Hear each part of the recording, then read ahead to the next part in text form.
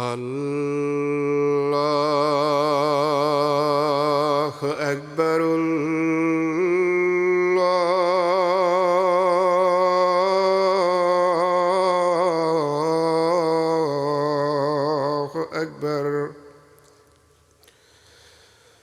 اللہ اکبر اللہ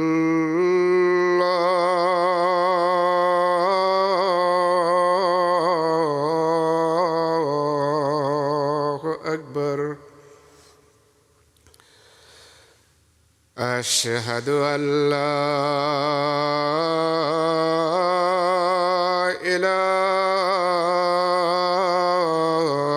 إله إلا الله أشهد أن لا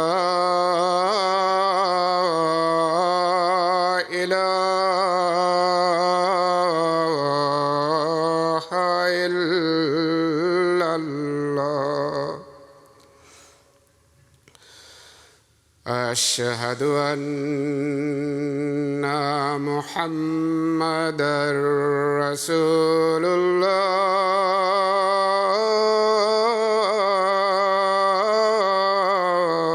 الله أشهد أن محمدًا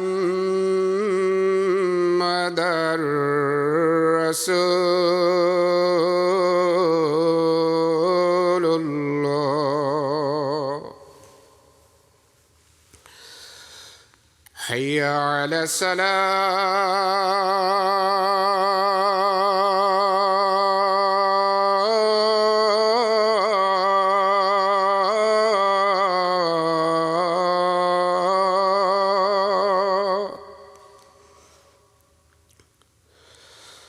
حي على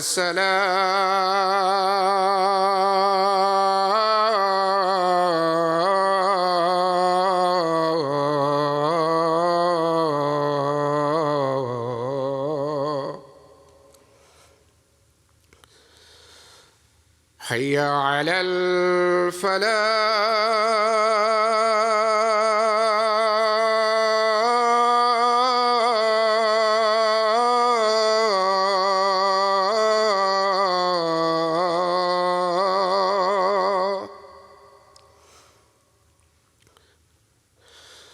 حي على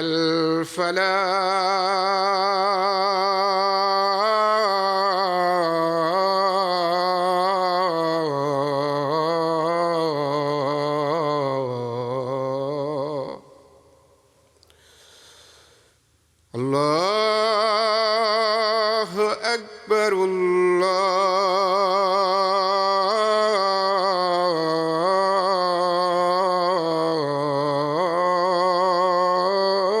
الله أكبر لا إله إلا الله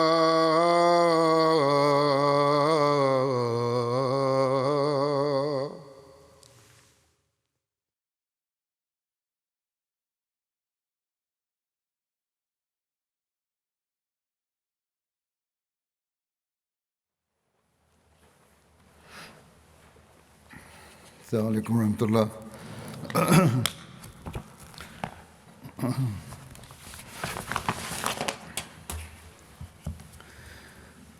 أشهد أن لا إله إلا الله وحده لا شريك له وأشهد أن محمدًا عبده ورسوله أما بعد فأعوذ بالله من الشيطان الرجيم بسم الله الرحمن الرحيم الحمد لله رب العالمين الرحمن الرحيم مالك يوم الدين إياك نعبد وإياك نستعين اهدنا الصراط المستقيم صراط الذين أنعمت عليهم غير المغضوب عليهم ولا الضالين.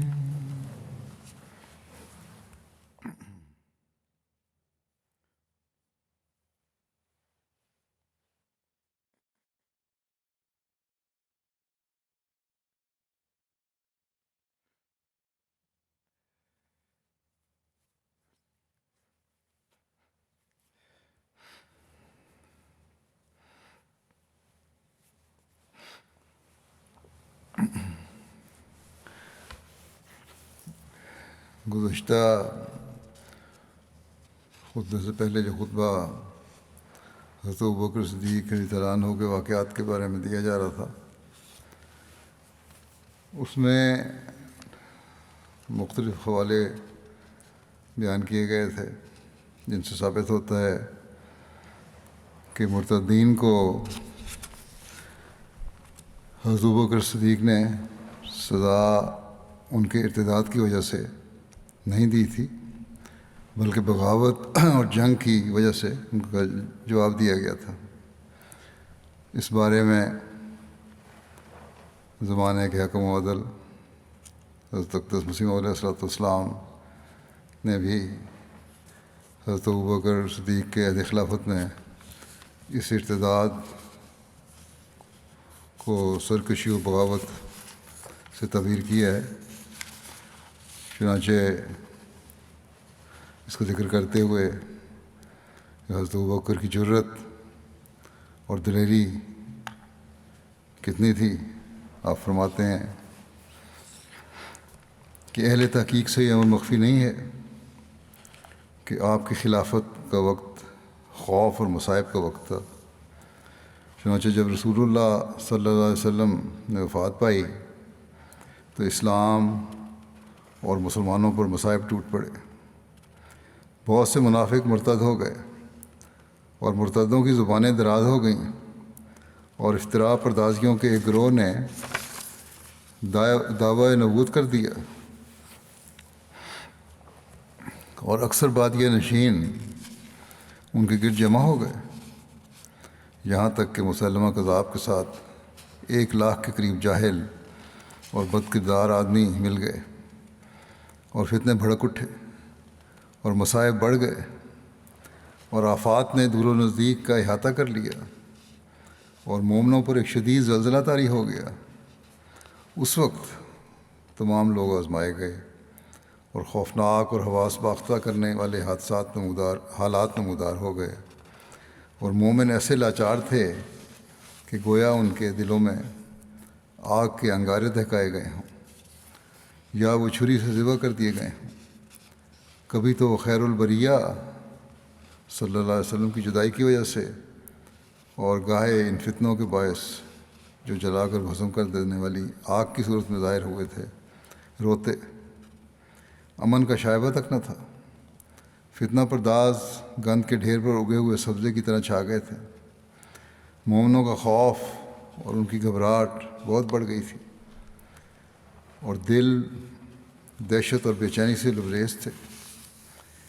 ایسے وقت میں حضرت ابوبکر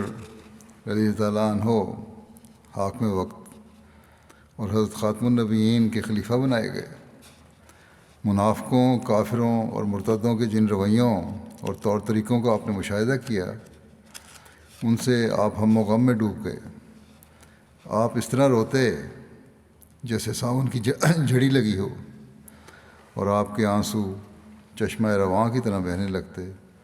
اور آپ رضی اللہ عنہ اپنے اللہ سے اسلام اور مسلمانوں کی خیر کی دعا مانگتے۔ حضرت عائشہ رضی اللہ عنہا سے مروی ہے، آپ فرماتی ہیں کہ جب میرے والد خلیفہ بنائے گئے اور اللہ نے انہیں امارت تفویض فرمائی تو خلافت کے آغاز ہی میں آپ نے ہر طرح سے فتنوں کو موزن اور جھوٹے مدعیان نبوت کی سرگرمیوں اور منافق مرتدوں کی بغاوت کو دیکھا، اور آپ پر اتنے مصائب ٹوٹے کہ اگر وہ پہاڑوں پر ٹوٹتے تو وہ پیوستے زمین ہو جاتے اور فوراً گر کر ریزہ ریزہ ہو جاتے، لیکن آپ کو رسولوں جیسا صبر عطا کیا گیا۔ مسلم فرماتے ہیں یہاں تک کہ اللہ کی نصرت آن پہنچی اور جھوٹے نبی قتل اور مرتد ہلاک کر دیے گئے، فتنے دور کر دیے گئے اور مصائب چھٹ گئے اور معاملے کا فیصلہ ہو گیا اور خلافت کا معاملہ مستحکم ہوا، اور اللہ نے مومنوں کو آفت سے بچا لیا اور ان کی خوف کی حالت کو امن میں بدل دیا، اور ان کے لیے ان کے دین کو تمکنت بخشی اور ایک جہان کو حق پر قائم کر دیا، اور مفسدوں کے چہرے کالے کر دیے اور اپنا وعدہ پورا کیا، اور اپنے بندے حضرت ابوبکر صدیق کی نصرت فرمائی اور سرکش سرداروں اور بتوں کو تباہ و برباد کر دیا، اور کفار کے دلوں میں ایسا رعب ڈال دیا کہ وہ پسپا ہو گئے، اور آخر انہوں نے رجوع کر کے توبہ کی، اور یہی خدائے قہار کا وعدہ تھا، اور وہ سب صادقوں سے بڑھ کر صادق ہے۔ بس غور کر کہ کس طرح خلافت کا وعدہ اپنے پورے لوازمات اور علامات کے ساتھ حضرت ابوبکر صدیق کی ذات میں پورا ہوا۔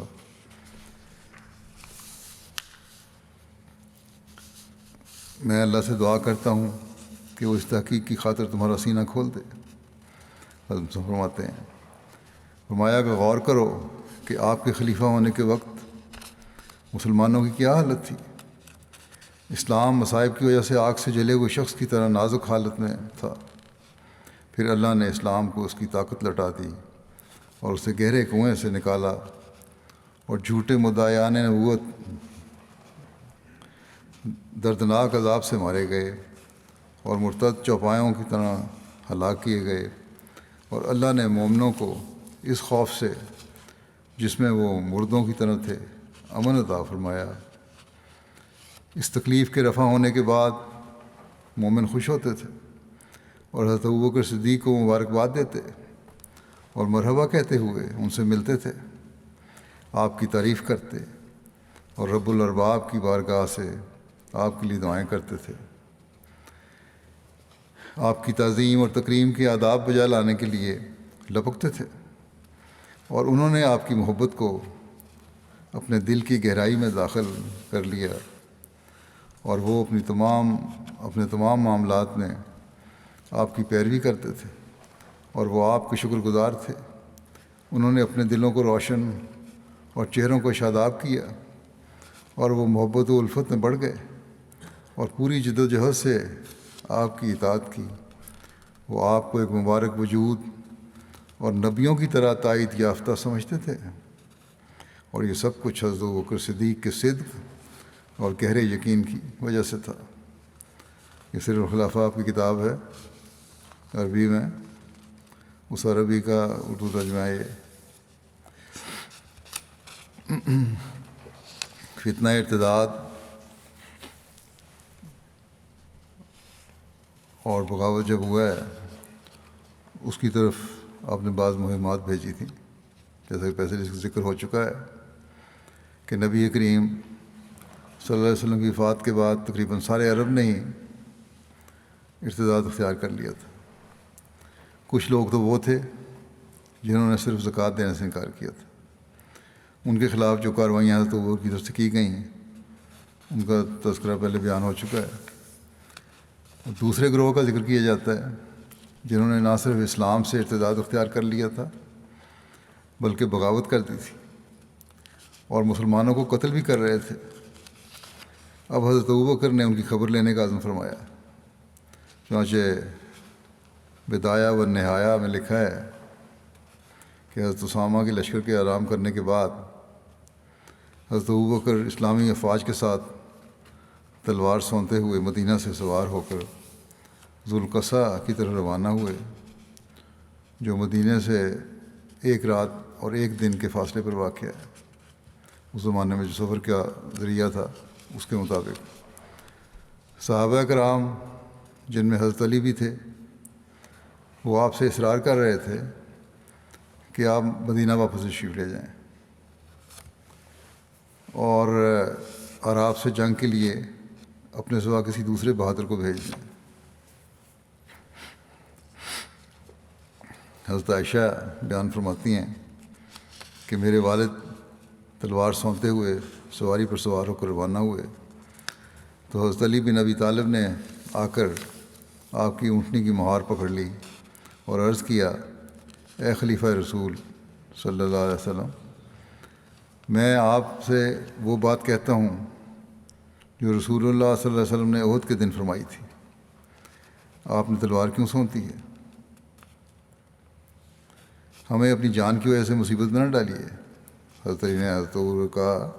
کہ ہمیں اپنی جان کی وجہ سے مصیبت میں نہ ڈالیے، اللہ کی قسم اگر ہمیں آپ کی جان کی مصیبت پہنچی تو آپ کے بعد ہمیشہ کے لیے اسلام کا نظام نہ رہے گا۔ اس پر حضرت ابوبکر واپس تشریف لے گئے اور فوج کو بھیج دیا۔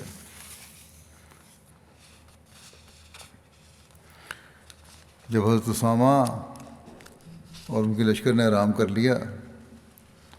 اور ان کی سواریاں بھی تازہ دم ہو گئیں اور اموال زکوٰۃ بھی بکثرت آ گئے جو مسلمانوں کی ضرورت سے زائد تھے، تو حضرت ابوبکر نے فوج کو تقسیم کیا اور 11 جھنڈے باندھے۔ ایک حضرت خالد بن ولید کے لیے جھنڈا باندھا اور ان کو حکم دیا کہ وہ طلحہ بن خویلد کے مقابلے پر جائیں، اس سے فارغ ہو کر بطاح بن مالک بن نویرہ سے مقابلہ کے لیے جائیں۔ یہ سب مرتدین تھے، جنگ کرنا چاہتے تھے۔ اگر اس وقت تک وہ ان کے مقابلے پر جمع رہے، بطاح جو ہے وہ بنو اسد کے علاقے میں ایک چشمہ کا نام ہے، اس سے بھیجا آپ نے۔ حضرت اکرمہ بن ابو جہل کے لیے جھنڈا باندھا اور ان کو مسلمہ کے مقابلے کے لیے کا حکم دیا۔ تیسرا حضرت مہاجر بن ابو امیہ کے لیے جھنڈا باندھا اور ان کو حکم دیا کہ وہ انسی کی فوجوں کا مقابلہ کریں۔ پھر قیس بن مکشوح اور ان اہل یمن کے مقابلے میں جو ابناء سے برسر پیکار تھے، ابناء کی امداد کریں۔ ابناء جو ہے یہ بھی اہل فارس میں سے ایک قوم کی اولاد تھی جنہوں نے یمن میں سکون اختیار کر لی تھی اور عربوں میں شادیاں کی تھیں، اور فرمایا کہ اس سے فارغ ہو کر کندہ کے مقابلے کے لیے حضر موت چلے جائیں۔ حضر موت بھی یمن کا ایک علاقہ ہے۔ چوتھے حضرت خالد بن سعید بن عاص کے لیے جھنڈا باندھا اور ان کو ہم قطعین کی طرف بھیجا جو شام کی سرحد پر ہے۔ پانچویں حضرت عمر بن عاص کے لیے جھنڈا باندھا اور ان کو قضاء، ودیہ اور حارث کی جمعیتوں کے مقابلے پر جانے کا حکم دیا۔ چھٹا جھنڈا حضرت حذیفہ بن محسن غلفانی کے لیے باندھا اور ان کو اہل دبا کی طرف جانے کا حکم دیا۔ دبا بھی عمان میں عربوں کا ایک بازار تھا، عمان کا ایک قدیم اور مشہور شہر تھا، مارکیٹ لگا کرتی تھی۔ ساتواں حضرت ارفجہ ہرسمہ کے لیے جھنڈا باندھا اور ان کو مہرت جانے کا حکم دیا۔ مہرہ یمن کے ایک علاقے کا نام ہے۔ حضرت ابوبکر نے ان دونوں کو فرمایا کہ ایک جگہ اکٹھے ہو جائیں، مگر جو علاقے ان کے سپرد کیے گئے ہیں ان میں وہ ایک دوسرے پر امیر رہیں گے، یعنی پہلے یمن والے اور دوسرے ان کو. پھر ابو بکر نے شرحبیل بن حسنہ کو حضرت اکرمہ بن ابو جہل کے پیچھے روانہ کیا اور حکم دیا کہ یمامہ سے فارغ ہو کر قضاء کے مقابلے پر چلے جانا، اور مرتدین سے جنگ کے موقع پر تم ہی اپنے لشکر کے امیر ہوگے. نوما حضرت ریفہ بن حاجز کے لیے جھنڈا باندھا اور ان کو حکم دیا کہ وہ بنو سلیم اور حوازن کا مقابلہ کریں. 10واں جھنڈا حضرت سوید بن مقرن کے لیے باندھا اور ان کو حکم دیا کہ وہ یمن کے علاقے تہامہ کی طرف جائیں. اور 11واں جھنڈا حضرت علا رضی اللہ عنہ بن حضرمی کے لیے باندھا اور ان کو بحرین جانے کا حکم دیا. چنانچہ یہ عمراء ذوالقصہ سے اپنی اپنی سمت روانہ ہو گئے. حضرت ابوبکر نے ہر دستے کے امیر کو حکم دیا کہ جہاں جہاں سے وہ گزریں وہاں کے طاقتور مسلمانوں کو اپنے ساتھ لیں اور بعض طاقتور افراد کو وہیں اپنے علاقے کی حفاظت کے لیے پیچھے چھوڑ دیں. حضرت ابوبکر کی اس تقسیم کا ذکر کرتے ہوئے ایک مصنف لکھتے ہیں کہ ذوالقصہ فوجی مرکز قرار پایا. یہاں سے منظم اسلامی افواج ارتداد کی تحریک کو کچلنے کے لیے مختلف علاقوں کی طرف روانہ ہوئیں. حضرت ابوبکر کے منصوبے سے منفرد عبقریت اور دقیق جغرافیائی تجربے کا پتہ چلتا ہے. دستوں کی تقسیم اور ان کے مواقع کی تحدید سے واضح ہوتا ہے کہ ابوبکر جغرافیہ کا دقیق علم رکھتے تھے اور زمین کے نشانات اور انسانی آبادیوں اور جزیرۃ العرب کے راستوں سے بخوبی واقف تھے. گویا کہ جزیرہ عرب مجسم شکل میں آپ کی آنکھوں کے سامنے تھا، جیسے کہ دور حاضر میں جدید ٹیکنالوجی سے لیس مراکز قیادت میں ہوتا ہے مراکز قیادت میں ہوتا ہے. جو شخص بھی لشکروں کو روانہ کرنے، ان کی جہت کا تعین کرنے، تفرق کے بعد اجتماع اور دوبارہ مجتمع ہونے کے لیے تفرق میں غور و فکر کرے گا، اس کو یہ اچھی طرح معلوم ہو جائے گا کہ یہ منصوبہ بندی پورے جزیرہ عرب پر مثالی اور صحیح انداز سے محیط تھی، اور ان لشکروں کے ساتھ رابطہ بھی انتہائی دقیق تھا. ابوبکر کو ہمہ وقت اس کا پتہ رہتا تھا کہ فوج کہاں ہے، اس کے تحرکات اور جملہ امور سے بخوبی واقف رہتے تھے، اور یہ بھی پتہ رہتا تھا کہ ان کو کیا کامیابی ہوئی اور کل کو کیا پروگرام ہے. مراسلات انتہائی دقیق اور تیز ہوا کرتے تھے، اور میدان قتال سے خبریں برابر مدینہ مرکز قیادت میں ابوبکر کو پہنچتی رہتی تھیں. پوری فوج سے برابر رابطہ قائم رہتا تھا. مرکز قیادت اور میدان قتال کے درمیان فوجی خبر رسانی میں ابو خیثمہ انصاری، سلمہ بن سلامہ، ابو برزہ اسلمی اور سلمہ بن فقش نے نمایاں حیثیت حاصل کی. جن لشکروں کو ابوبکر نے روانہ فرمایا وہ آپس میں مربوط تھے، اور یہ خلافت کی اہم کامیابیوں میں سے تھا، کیونکہ ان لشکروں کے اندر قیادت کی مہارت کے ساتھ حسن تنظیم بھی موجود تھا. برآں اس کے علاوہ قتال میں تجربہ پہلے سے تھا. رسول اللہ صلی اللہ علیہ وسلم کے دور میں غزوات و سرایا کی تحریک میں انہی عسکری اعمال کا اچھا تجربہ ہو چکا تھا. ابوبکر کی حکومت کا عسکری نظام جزیرہ عرب میں تمام عسکری قوتوں پر فوقیت رکھتا تھا، اور ان لشکروں کے قائد سیف اللہ المسلول خالد بن ولید تھے، جو اسلامی فتوحات اور حروب ارتداد میں منفرد عبقری شخصیت کے حامل تھے. اسلامی فوج کی یہ تقسیم انتہائی اہم فوجی منصوبے کے تحت عمل میں آئی تھی، کیونکہ مرتدین ابھی تک اپنے اپنے علاقوں میں متفرق تھے، یعنی کہ بکھرے ہوئے تھے، کبھی جمع نہیں ہوئے تھے. مسلمانوں کے خلاف ان کی جتھا بندی عمل میں نہ آ سکی تھی. بڑے قبائل دور دراز علاقوں میں بکھرے تھے. وقت اس کے لیے کافی نہ تھا کہ وہ آپس میں جتھا بندی کر سکیں، کیونکہ ارتداد شروع ہوئے ابھی 3 ماہ سے زیادہ کا عرصہ نہ گزرا تھا. اور دوسرے ثانیاً وہ اپنے خلاف مسلمانوں کے خطرے کو نہ سمجھ سکے۔ وہ یہ تصور کیے ہوئے تھے کہ چند ماہ میں تمام مسلمانوں کا صفایا کر دیں گے، اس لیے ابوبکر نے چاہا کہ اچانک ان کی شوکت و قوت کا صفایا کیا جائے قبل ازیں کہ وہ اپنے باطل کی نصرت کے لیے جتھا بندی کر سکیں۔ اس لیے ابوبکر نے ان کے فتنے کو بڑھنے سے قبل ہی ان کی خبر لی اور انہیں اس بات کا موقع نہ دیا کہ وہ اپنا سر اٹھا سکیں اور اپنی زبان دراز کر سکیں جس سے مسلمانوں کو تکلیف پہنچا سکیں۔ حضرت ابوبکر کی جانب سے قائدین کی تقرری کے حوالے سے مختلف امور کا تذکرہ کرتے ہوئے لکھنے والے لکھتے ہیں مصنف کہ نمبر 1 تو اس منصوبے میں اس بات کا اہتمام کیا گیا کہ لشکروں کے درمیان آپس میں ربط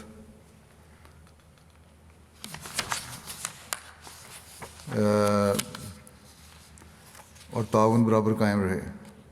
اگرچہ ان کے مقامات اور جہاد مختلف تھے لیکن سب ایک ہی سلسلے کی کڑیاں تھیں۔ ان کا آپس میں ملنا اور جدا ہونا ایک ہی مقصود کے پیش نظر تھا، اور خلیفہ کے مدینہ میں ہوتے ہوئے قتال کے جملہ امور کا کنٹرول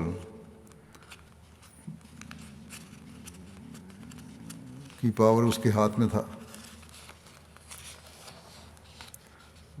یعنی خلیفہ کے ہاتھ میں تھا۔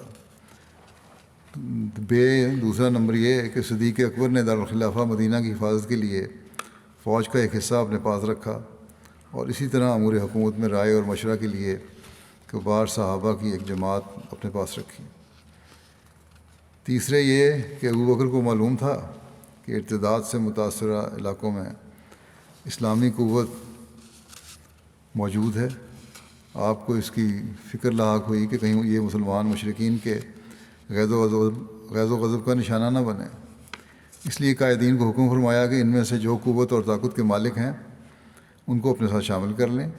اور ان علاقوں کی حفاظت کی خاطر کچھ افراد کو وہاں مقرر کر دیں۔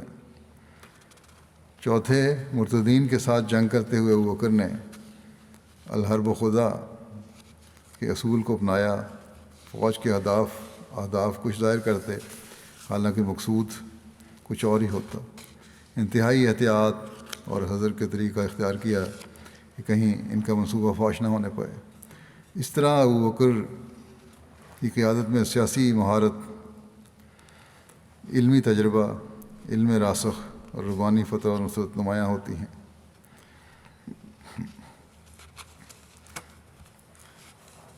اس موقع پر حضرت ابوبکر نے 2 فرمان بھی لکھے تھے، ایک عرب قبائل کے نام اور دوسرا سپہ سالاران فوج کی ہدایت کے لیے۔ یہی مصنف جو پہلے ہیں ڈاکٹر علی محمد سلابی، یہ لکھتے ہیں اس خط کے متعلق کہ اسلامی لشکروں کی تیاری اور ٹھوس تنظیم کے بعد ہم دیکھتے ہیں کہ تحریری دعوت کا سلسلہ جاری رہا اور اس نے اہم کردار ادا کیا۔ آپ نے ایک عام خط تحریر کیا جو محدود مضمون پر مشتمل تھا۔ مرتدین سے قتال کے لیے افواج کو روانہ کرنے سے قبل آپ نے اس خط کو مرتدین اور ثابت قدم رہنے والے سب کے درمیان اونچے پیمانے پر ممکنہ حد تک نشر کرنے کی کوشش کی۔ قبائل کے پاس لوگوں کو روانہ کیا اور انہیں حکم دیا کہ وہاں پہنچ کر ہر مجمع میں یہ خط سنائیں، اور جس کو بھی اس خط کا مضمون پہنچے اسے حکم فرمایا کہ وہ ان لوگوں تک یہ بات پہنچا دے جن تک نہیں پہنچی۔ حضرت ابوبکر نے اس خط میں عام اور خاص سب کو خطاب کیا، خواہ وہ اسلام پر ثابت قدم رہنے والے ہوں یا اس سے مرتد ہو جانے والے۔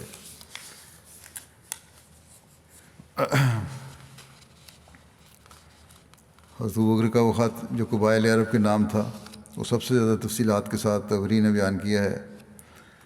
حضرت اقدس مسیح موعود علیہ السلام نے اپنی تصنیف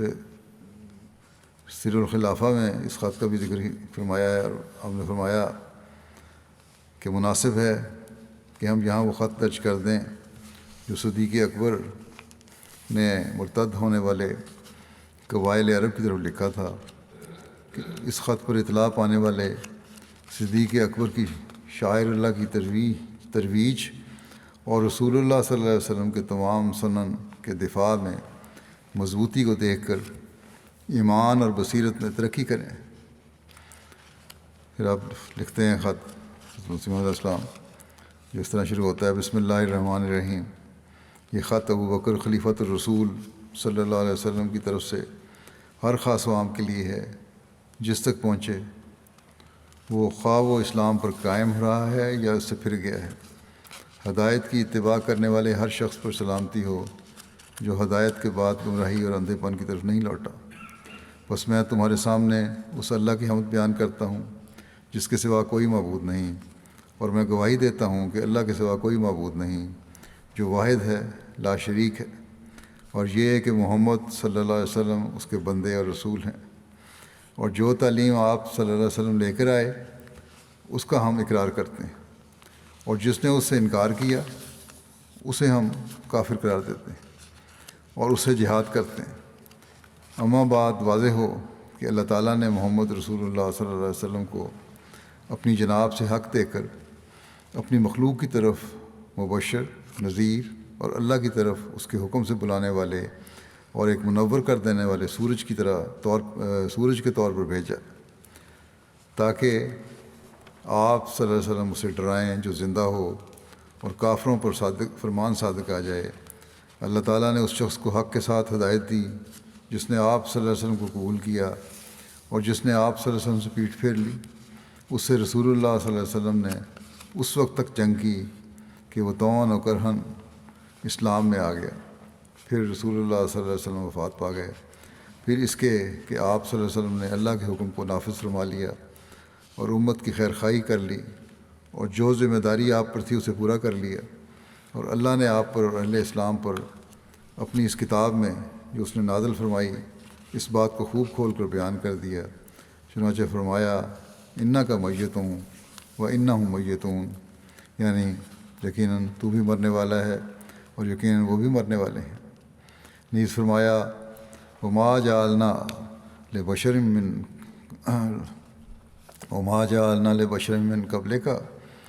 قبلک الخلد، اور ہم نے کسی بشر کو تجھ سے پہلے ہمیشگی نہیں دی۔ افائم متا فہم الخالدون، بس اگر تو مر جائے تو کیا وہ ہمیشہ رہنے والے ہوں گے؟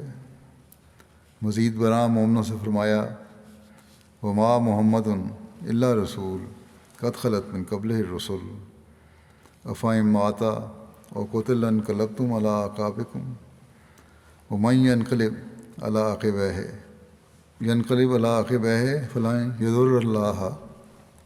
شیئا وسیجزی اللہ الشاکرین، اور محمد صلی اللہ علیہ وسلم نہیں ہے مگر ایک رسول، لیکن اس سے پہلے رسول گزر چکے ہیں،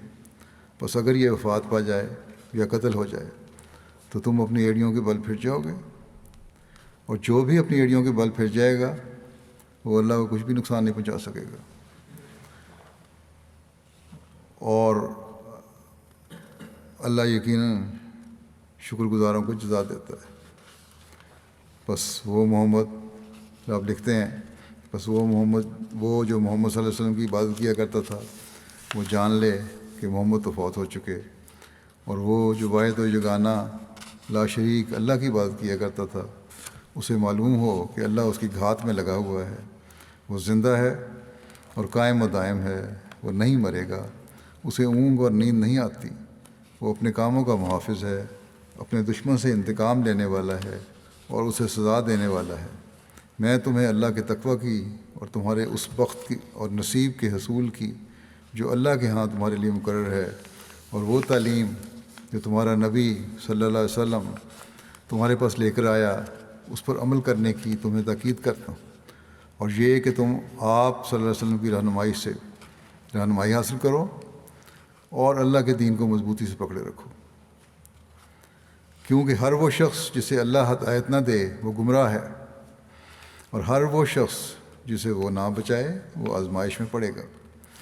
اور ہر وہ شخص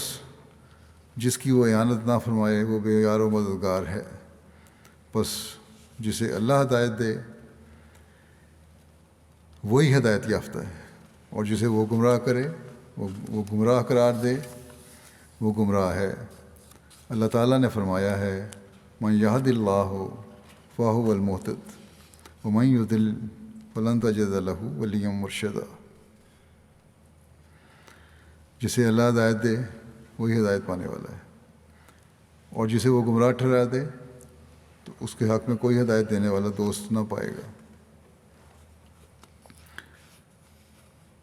اور اس کا دنیا میں اس کا دنیا میں کیا ہوا کوئی عمل اس وقت قبول نہ کیا جائے گا۔ آپ لکھتے ہیں آگے کہ اور اس کا دنیا میں کیا ہوا کوئی عمل اس وقت تک قبول نہ کیا جائے گا جب تک وہ اس دین اسلام کا اقرار نہ کر لے، اور نہ ہی آخرت میں اس کی طرف سے کوئی معاوضہ اور بدلہ قبول کیا جائے گا۔ اور مجھ تک یہ بات پہنچی ہے کہ تم میں سے بعض نے اسلام کا اقرار کرنے اور اس پر عمل کرنے کے بعد اللہ تعالیٰ کو دھوکہ دیتے ہوئے اور اس کے معاملے میں جہالت برتتے ہوئے اور شیطان کی بات مانتے ہوئے اپنے دین سے ارتداد اختیار کر لیا ہے۔ اللہ تعالیٰ نے فرمایا ہے وَإِذْ قُلْنَا لِلْمَلَائِكَةِ اسْجُدُوا لِآدَمَ فَسَجَدُوا إِلَّا إِبْلِيسَ كَانَ مِنَ الْجِنِّ فَفَسَقَ عَنْ أَمْرِ رَبِّهِ أَفَتَتَّخِذُونَهُ وَذُرِّيَّتَهُ أَوْلِيَاءَ مِن دُونِي وَهُمْ لَكُمْ عُدُوٌّ بِئْسَ لِلظَّالِمِينَ بَدَلًا۔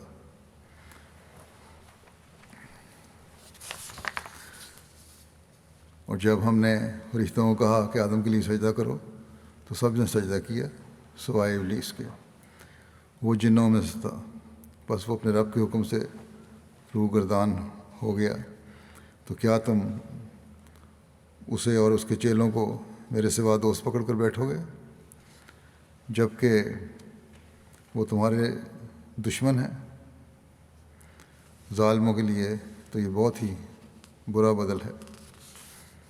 نیز فرمایا ان الشیطان لکم عدو فاتخذوہ عدوا انما یدعو حزبہ لیکونوا من اصحاب السعیر۔ یقیناً شیطان تمہارا دشمن ہے، بس اسے دشمن ہی بتائے رکھو۔ وہ اپنے گروہ کو محض اس غرض سے بلاتا ہے تاکہ وہ بھڑکتی آگ میں پڑنے والوں میں سے ہو جائیں۔ آپ فرماتے ہیں اس خط کا ذکر کرتے ہوئے اور میں نے مہاجرین، انصار اور حسن عمل سے پیروی کرنے والے تابعین کے لشکر پر فلاں آدمی کو مقرر کر کے تمہاری طرف بھیجا ہے، اور میں نے اسے حکم دیا ہے کہ وہ نہ تو کسی سے جنگ کرے اور نہ اسے اس وقت تک قتل کرے جب تک وہ اللہ کے پیغام کی طرف نہ بلا نہ لے۔ پھر جو اس پیغام کو قبول کر لے اور اقرار کر لے اور باز آ جائے اور نیک عمل کرے تو اس سے قبول کرے اور اس پر اس کی مدد کرے، اور جس نے انکار کیا تو میں نے اسے حکم دیا ہے کہ وہ اس سے اس بات پر جنگ کرے اور جس پر قابو پائے ان میں سے کسی ایک کو بھی باقی رہنے نہ دے، اور یا وہ انہیں آگ سے جلا ڈالے اور ہر طریق سے انہیں قتل کرے، اور عورتوں اور بچوں کو قیدی بنا لے اور کسی سے اسلام سے کم کوئی چیز قبول نہ کرے۔ پھر جو اس کی اتباع کرے تو یہ اس کے لیے بہتر ہے، اور جس نے اسے ترک کیا تو وہ اللہ کو عاجز نہیں کر سکے گا۔ اور میں نے اپنے پیغامبر کو حکم دیا ہے کہ وہ میرے اس خط کو تمہارے ہر مجمع میں پڑھ کر سنا دے، اور اذان ہی اسلام کا اعلان ہے، بس جب مسلمان اذان دیں تو وہ بھی اذان دے دیں اور ان پر حملہ سے رک جائیں، اور اگر وہ اذان نہ دیں تو ان پر حملہ جلد کرو، اور جب وہ اذان دے دیں تو جو ان پر فرائض ہیں ان کا مطالبہ کرو، اور اگر وہ انکار کریں تو ان پر جلد حملہ کرو، اور اگر اقرار کر لیں تو ان سے قبول کر لیا جائے۔ ہمارا اس بارے میں جو تفصیل تھی کیوں جن سے جنگ ہوئی اور کیوں سب کو سلوک کیا گیا، اس لیے جو لوگ جنگ کرنے والے تھے، مسلمانوں پر جنگ ٹھونسنے والے تھے، نہ صرف جنگ کرتے تھے بلکہ ظلم بھی کرنے والے تھے، اور جو ان کے علاقوں میں مسلمان تھے نہیں تھے ان پر ظلم کر رہے تھے۔ دوسرا خط جو ابوبکر نے ان سب امرائے لشکر جن کی تعداد 11 تھی کے نام تحریر فرمایا، ان کا ذکر ہو چکا ہے امراء کا، وہ خط ان کے لشکروں کے امراء کے نام تھا۔ وہ حسب ذیل ہے کہ بسم اللہ الرحمن الرحیم یہ فرمان ابو بکر خلیفہ رسول صلی اللہ علیہ وسلم کی طرف سے فلاں شخص کے لیے لکھا گیا ہے، اور جب انہوں نے اسے مسلمانوں کی فوج کے ساتھ مرتدین سے لڑنے کے لیے روانہ کیا، یعنی ہر امیر کا نام لکھا گیا تھا اس پہ، انہوں نے اس امیر کو تاکیدی حکم دیا ہے کہ وہ ہر معاملے میں ظاہر اور باہر میں اللہ کا تقوی اختیار کرے جہاں تک کہ اس کی استطاعت ہے، اور اس کو اللہ کے معاملے میں جد و جہد کا اور ان لوگوں سے جہاد کا حکم دیا ہے جنہوں نے اللہ سے پیٹھ پھیر لی ہے اور اسلام سے رجوع کرتے ہوئے شیطانی آرزوؤں کو اختیار کر لیا ہے۔ سب سے پہلے ان پر اتمام حجت کرے، انہیں اسلام کی طرف دعوت دیں، اگر وہ اس کو قبول کر لیں تو ان لوگوں سے لڑائی سے رک جائے، اور اگر وہ اس کو قبول نہ کریں تو ان پر فی الفور حملہ کرے یہاں تک کہ اس کے سامنے جھک جائیں۔ پھر وہ ان لوگوں کو ان کے حقوق اور فرائض بتائے اور وہ ان سے وصول کرے جو ان پر فرض ہے، اور انہیں دے جو ان کے حقوق ہیں۔ وہ ان لوگوں کو مہلت نہ دے، یعنی ایسی مہلت جس سے وہ جنگ کے لیے تیار ہو کر مسلمانوں پہ حملہ کر دیں، کہ مسلمانوں کو ان کے دشمنوں سے لڑائی کرنے سے نہ روکے۔ اور مسلمان اگر سمجھتے ہیں کہ یہ لوگ ایسے ہیں کہ باز نہیں آئیں گے اور وہ لڑنا چاہتے ہیں تو ان کو نہ روکو جنگ سے۔ اس علاقے کے لوگ زیادہ جانتے تھے، ان لیڈروں کو یہ حکم دیا۔ پس جس نے اللہ عز و جل کے حکم کو قبول کیا اور اس کی فرمانبرداری کی تو اس کی یہ بات قبول کرے اور معروف طریق پر اس کی مدد کرے، اور صرف اس سے جنگ کی جائے گی جس نے اس اقرار کے بعد اللہ کا انکار کیا کہ جو اللہ کی جانب سے آیا تھا۔ اگر وہ دعوت کو قبول کر لے تو اس پر کوئی الزام نہیں ہوگا، اور اللہ اس سے حساب لینے والا ہے بعد اس کے جو اس نے چھپایا۔ اور جس نے اللہ کے پیغام کو قبول نہ کیا تو اس سے لڑائی کی جائے اور اس کو قتل کر دیا جائے جہاں بھی وہ ہو، اور وہ خواہ کتنا ہی مالدار کیوں نہ ہو۔ کسی سے کوئی چیز قبول نہ کی جائے گی جو وہ دے سوائے اسلام کی۔ بس جس نے اسلام کو قبول کر لیا اور اقرار کر لیا تو اس سے قبول کیا جائے اور اس کو اسلامی تعلیمات سکھائی جائیں، اور جس نے انکار کیا یعنی مسلمان ہو کے مرتد ہو گئے پھر لڑائی کر رہے ہیں تو اسلامی تعلیمات کے خلاف کر رہے ہیں، ان کو بتاؤ کہ اصل اسلام کیا ہے، حقیقت کیا ہے، تو مسلمان ہونے کا دعویٰ کر کے پھر حکومت کے خلاف جنگ نہیں لڑ سکتے۔ جس نے انکار کیا تو اس سے لڑائی کی جائے، اگر اللہ اس سے ان پر فتح عطا کرے تو ان کو بری طرح اسلحہ اور آگ کے ذریعے قتل کیا جائے گا۔ پھر اللہ جو اس کے مال فے عطا فرمائے تو وہ اس کو تقسیم کر دے، سوائے خمس کے وہ ہمیں پہنچائے گا، اور وہ سپہ سالار اپنے ساتھیوں کو جلدی اور فساد سے روکے، اور ان میں کوئی غیر آدمی داخل نہ کرے جب تک کہ وہ جان نہ لے کہ اس میں کیسی صلاحیت ہے۔ یہ نہ ہو کہ وہ جاسوس ہو، یعنی کسی شخص کو داخل کر لو اور وہ جاسوس ہو، اس طرح وہ کر کے چھان پھٹک کر کے پھر لینا، وہ جاسوس ہوں اور ان کی وجہ سے مسلمانوں پر مصیبت آ جائے۔ سفر اور قیام میں مسلمانوں کے ساتھ نرمی اور میانہ روی اختیار کرے اور ان کی خبرگیری کرتا رہے، لشکر کے ایک حصے کو دوسرے سے جلدی کرنے کا حکم نہ دے، مسلمانوں کے ساتھ برتاؤ اور گفتار میں خوش خلقی اور ملائم لہجہ اختیار کرے۔ بعض باتیں ایسی بھی ہیں جو وضاحت ہوتی ہیں، کرنی پڑتی ہے جن کی، لیکن وضاحت نہیں کی گئی، بعض دفعہ اسلام کو غلط تاثر بھی پیدا ہو جاتا ہے۔ اس کی وضاحت گزشتہ خطبے میں کر چکا ہوں کہ سب مرتدین ایسے تھے جنہوں نے جنگ کی، محارب تھے، اور جنگ نہ صرف جنگ کی بلکہ جو مسلمان ان کے علاقوں میں تھے ان پر بھی انہوں نے ظلم کیا، ان کو مارا، ان کو جلایا، ان کی گھروں کو جلایا، ان کو خود بھی جلا دیا۔ تو ان کے خلاف رجوع ہو کر نکاح کے ضرور بدلہ لینا ہے، اور ان کو اسی طریق سے پھر جیسا کہ حضرت مسیح علیہ السلام نے بھی خط کو کوٹ کیا ہے کہ اسی طریق سے پھر ان کو بھی سزا دینی ہے، کیونکہ پھر یہی حکم ہے قرآن شریف کا بھی، اللہ تعالیٰ کا بھی، کہ جیسا کوئی کرتا ہے اس کو ویسا ہی سزا دو بدلہ لینے کے لیے۔ لیکن اس بات کی وضاحت ایک جگہ ایک مصنف نے اس طرح بھی لکھی ہے، انہی ڈاکٹر صاحب نے، علی محمد سلابی نے، کہ اس میں یہ ذکر ہے کہ مرتدین باغیوں کو آگ میں جلا دیا جائے لکھا ہے. کسی کو جلانے کی سزا دینا تو جائز نہیں ہے. ارشاد نبی بھی ہے کہ ان النار لا يعذب بها الا اللہ، کہ آگ کے ذریعے عذاب دینا صرف اللہ کا کام ہے. لیکن یہاں انہیں جلانے کا حکم اس لیے دیا گیا کہ ان بدماشوں نے اہل ایمان کے ساتھ یہی برتاؤ کیا تھا، لہٰذا یہ قصاص کے طور پر تھا. اسی کتاب نے یہ بھی لکھا ہے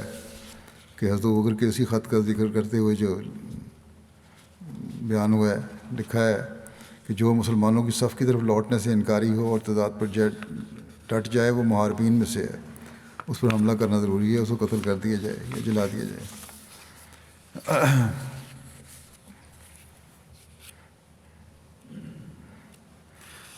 اللہ تعالیٰ نے قرآن شریف میں بھی یہی فرمایا ہے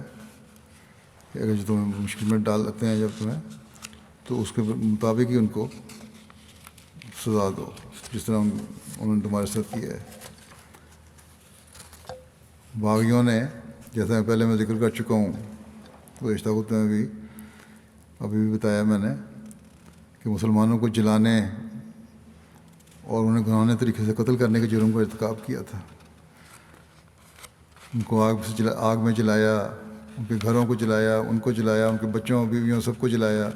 ان کا مسئلہ کیا. لہٰذا حضرت ابوبکر صدیق رضی اللہ عنہ نے اسی طرح ان کو قتل کرنے کا حکم دیا تھا کہ جو اس میں شامل تھے ان سے وہی سلوک کرنا ہے جو انہوں نے مسلمانوں کے ساتھ کیا تھا. بہرحال یہ ذکر جو ہے وہ آگے بھی انشاءاللہ بیان ہوگا. رمضان میں شاید دوسرے خطبے بھی بیچ میں آتے رہیں گے تو ہو سکتا ہے وقت لگ جائے، لیکن بہرحال جو بھی آئندہ خطبہ اس پہ آئے گا اس میں آئندہ ذکر اس کی تفصیل بیان ہوگی.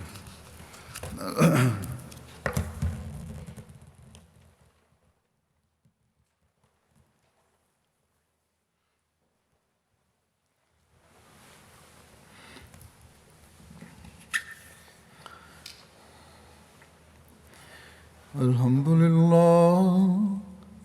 لله نحمده ونستعينه ونستغفره ونؤمن به ونتوكل عليه